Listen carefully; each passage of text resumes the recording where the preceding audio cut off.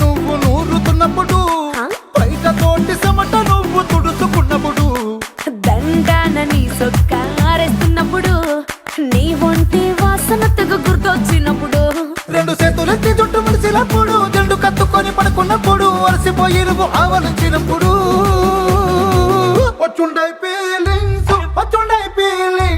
వచ్చి వచ్చి చంపేస్తుండై